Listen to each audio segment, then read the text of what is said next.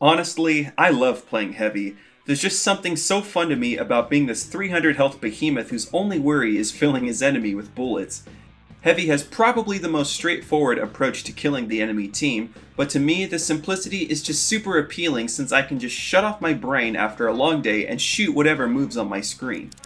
But it's no surprise that lots of people in the TF2 community do not enjoy playing Heavy. Whether that's because of his slow movement speed or his repetitive gameplay, many people believe that Heavy is just not the class for them. But I think I know the main reason for this. He's basically a punching bag with legs and arms, and the biggest gun I've ever seen, but that's besides the point. Anyway, Heavy is the one class who tends to be shot at the most, given his large hitbox and overwhelming dominance if left unchecked. Because of his high target priority, many people don't like the fact that Heavy is the class most likely to die again, and again, and again. I want to change this perception of Heavy. That's why I'm going to show you, the viewer, how to fight every class as Heavy and win. I'd also like to give a quick thanks to Uncle Dane for giving me the idea for this video. If you can just see how to properly combat and counter the other classes, then maybe I can change people's minds and make playing Heavy actually seem fun and rewarding. Anyway, let's get into it.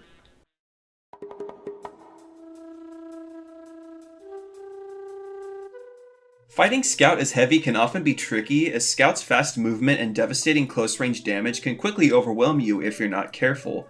So to beat Scout in a 1v1, the solution is one that's probably very obvious and obnoxious to hear. Get good with your aim.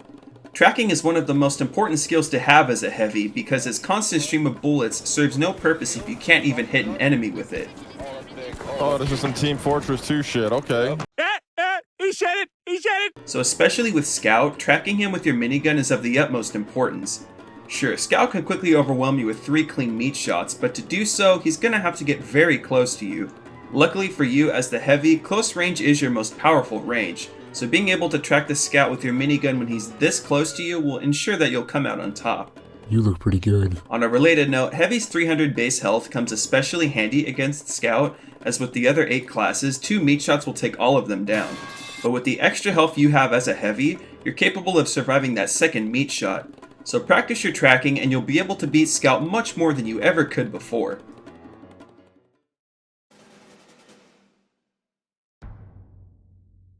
Soldier is generally one of the more dangerous classes to fight as Heavy, as if your minigun isn't already revved up as he starts shooting his rockets at you, you're toast. And if he's using the direct hit, oh, forget about it. But you can use one of the Soldier's greatest weaknesses against him. Soldier's splash damage hurts himself, so walking towards a soldier who's firing rockets at you can take him down a little easier since these rockets will inflict damage back at him. Soldier's base movement speed is also very close to Heavy's, so Soldier isn't very good at retreating without rocket jumping, which would further lower his health, so he's going to lose health either way. Just keep an eye on what rocket launcher the Soldier is using, since high burst damage rocket launchers like the Beggar's Bazooka and the Airstrike can surprisingly take you down pretty easily if you're not careful. But in general, keep your distance close to the Soldier and you'll take him out in no time.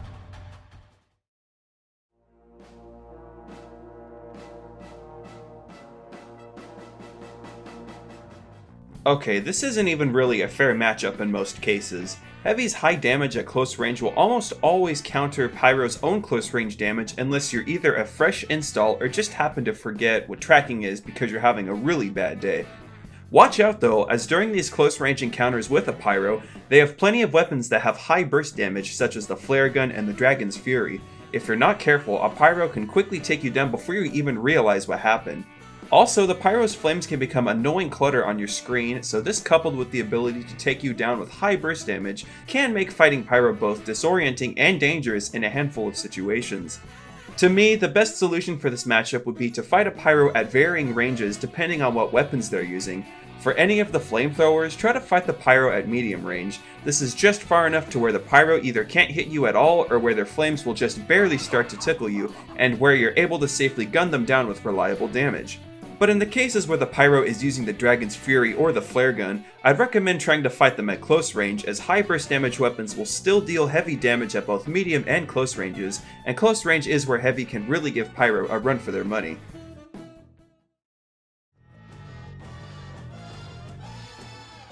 They got more more feckin' sea monsters. Fighting against a demoman is pretty similar to fighting a soldier. Both classes have high burst damage and are weaker at closer ranges thanks to splash damage, but I do think you need to be a bit more careful against the demoman compared to the soldier, as the demo's grenades don't have damage fall off, meaning that he can lob grenades at you from afar and still deal devastating damage.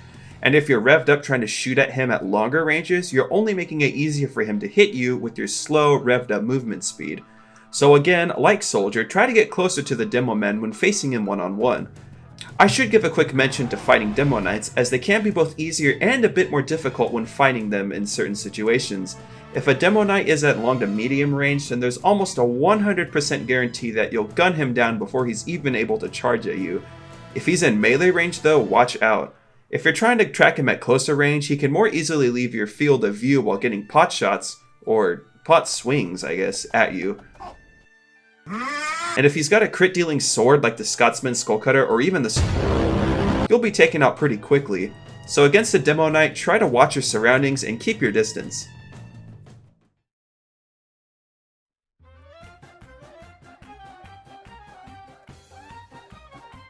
Heavy versus heavy encounters are usually pretty straightforward. Whoever has their gun revved first will usually win the fight. But there are a couple of ways that you can get the upper hand against the enemy heavy. One such way is by repeatedly strafing left and right while crouching.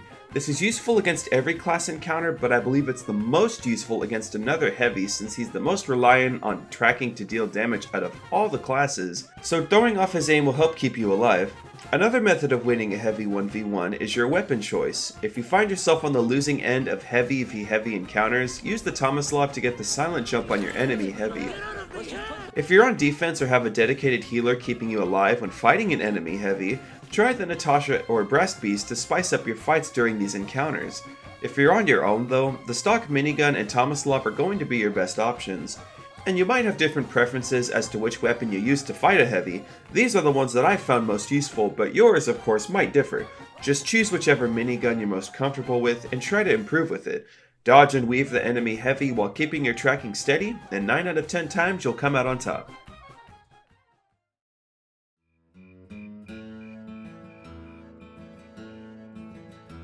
Okay, this one's pretty simple. Kill the engineer before his sentry. I mean it. The engineer is the only class capable of spamming buildings that'll stop your team's progress towards winning, so taking out the source of said buildings is the best option. This does change a bit with mini-sentries though, since their damage can feel like flies swarming the cheap hamburger you've been eating at your school's yearly cookout, so basically it's a little annoying. But if the engineer decides to gun you down at the same time as mini-sentry is, keep an eye on how much damage he's dealing to you.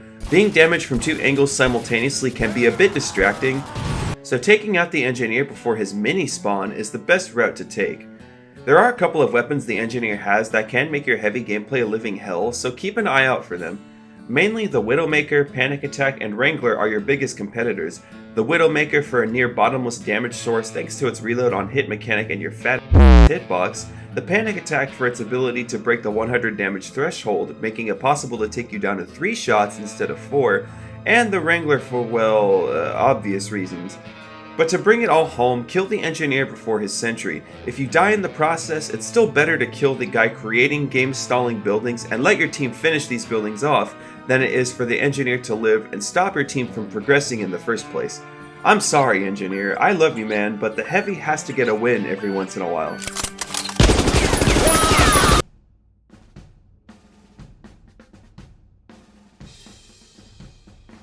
A medic versus heavy fight is one of the more one-sided fights in the game. The medic's syringe gun or crossbow really can't do that much against your minigun, and the only real way he can avoid all your damage is to prematurely use an ubercharge. I will say though, his nearly 100% guaranteed melee crits can be dangerous against you, but he'll have to get so close to hit you that your minigun can mow him down in like 0.002333918 seconds, but 99% of the time the medic isn't by himself. He'll almost always have his team right next to him to back him up, and in that situation you're kinda screwed. I'll admit, even the strongest of heavies isn't usually capable of mowing down an entire team if that team is coordinating your downfall. This is where the Locust Bar can come in handy though. Chowing down on some chocolate to gain an extra 50 health for 30 seconds lets you stay alive for a lot more gunfights than you ever could before. This is useful for tanking that extra bit of damage to secure the medic kill before his entire team guns you down. Similarly to the engineer, taking down the medic, arguably the team's most important member, is worth it even if you give your life in return. So if the medic is by himself, that's great, you'll get the kill. But if he's with this team, just be a little more cautious and do what you can to take him out.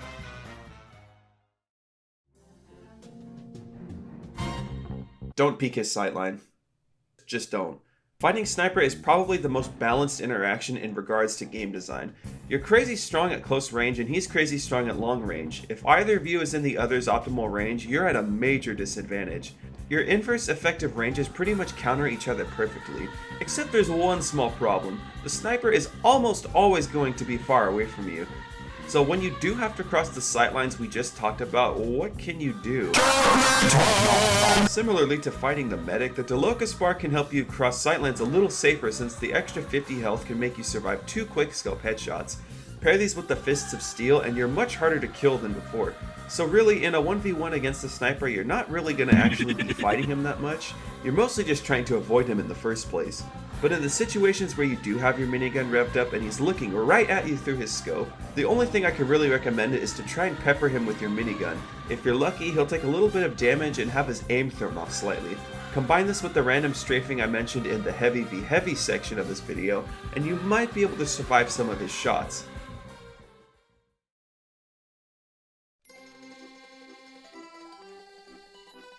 Last but not least, we've come to Heavy versus Spy. This is honestly both the easiest and most difficult 1v1 in the game. If the Spy is right in front of you, he doesn't really have a chance to gun you down before you do the same to him. But if he's right behind you without you knowing, or if he's good at trick stabbing, your life will be a living hell.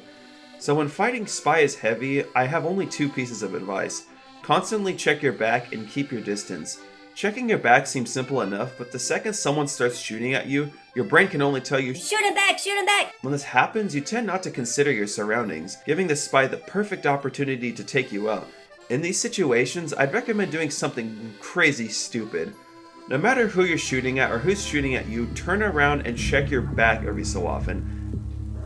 A scout could be pestering you with his bat, or a demo medic combo could be rushing you head on, I don't care.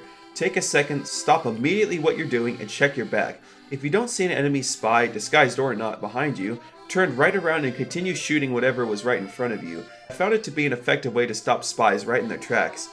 Even if the enemy right in front of you kills you, it's better to kill the Spy behind you and leave the first enemy barely alive than it is to have killed neither enemy, since the Spy took you out in one shot.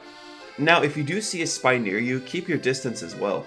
They're coming for me. No, no, no! Stay back! Wait, where'd you get that piano? The closer a Spy is to you, the more opportunity you're giving him to trick stab you, since this game we all love so dearly is filled to the brim with delicious Italian delicacies, and staying clear of the Spy will only lower his chances of being able to exploit his lovely trick stabs. So turn around every once in a while and stay far from any Spies that might be in the area, and who knows, maybe that sneaky Frenchman will think twice about coming near you again. Alright guys, there you have it, how to fight every class as Heavy and win. Again, this is just what I find helpful when facing each class head-on personally, and these methods may not work for you entirely. But maybe they do work for you and I was able to help you become a better Heavy player. If not, then at least you might become a little more aware of how exactly you should be thinking as a Heavy. Thank you guys so much for watching. This video has been a long time coming since I put it on hold about halfway through completion to work on my Smithmas 2023 videos, but here we finally are. Let me know if you guys found these tips helpful or if you have any helpful tips of your own. Leave them down in the comments and us Heavy players can have a discussion over there. I'm H Trademark and I'll talk to you guys later. Goodbye.